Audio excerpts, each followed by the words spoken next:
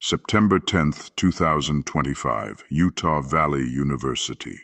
Charlie Kirk was in his element, sitting at a table ready to debate college kids like it was a national sport. But within minutes, the event turned from applause to absolute horror.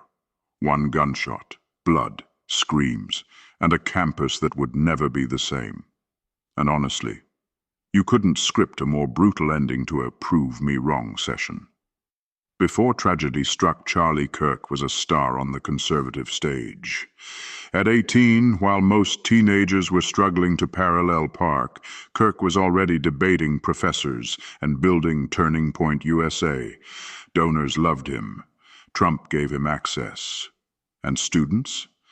Well, even if they hated him, they listened. By his late 20s, he was filling auditoriums with Candace Owens.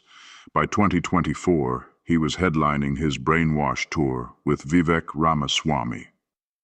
Kirk was that guy, loud, controversial, and impossible to ignore. Basically, the political version of pineapple on pizza. You either loved him or you wanted him gone. No in between.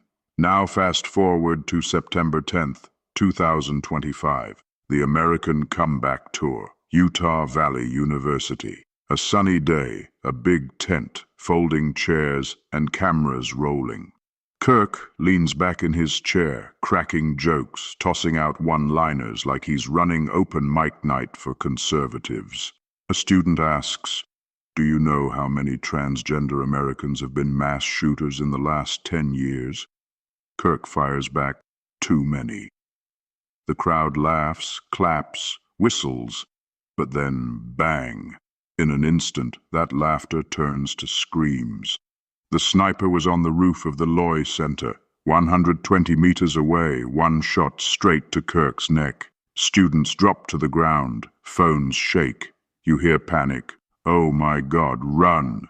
Holy cow!" And here's the emotional punch. For these students, this wasn't politics anymore. It was trauma. Young people who came for a debate now watched a man bleed out in front of them. Some would never forget the sound. Others would never forget the fear. And of course, half the crowd still had their phones out because apparently in America, rule number 1 is record before you run. Kirk's security drags him away, blood on their hands, his body limp. Police grab suspects, wrong men. Released hours later, the investigation, a circus. Meanwhile, the public is stuck in shock. Social media floods with shaky videos, conspiracy theories, and prayers.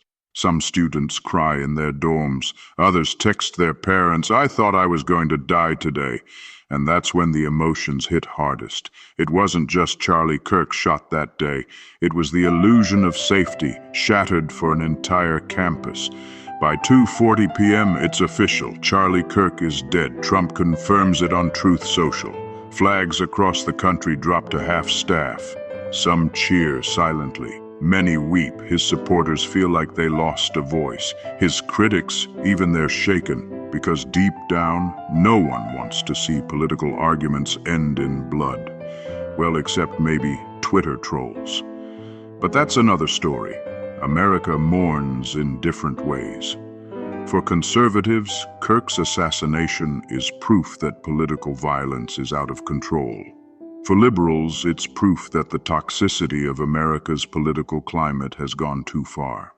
For college students in Utah, it's nightmares, trauma, and flashbacks every time they hear a loud noise. One student put it simply, "I came to ask questions. I left running for my life." That's the emotion. Fear turned into grief, and grief turned into anger. Charlie Kirk lived by the debate. He died in one. And while his voice is gone, the echo of that gunshot still lingers in America's ears. Because this wasn't just the assassination of a man. It was the assassination of the idea that political fights can end with words and not bullets. And the saddest part? In today's America, nobody's really surprised.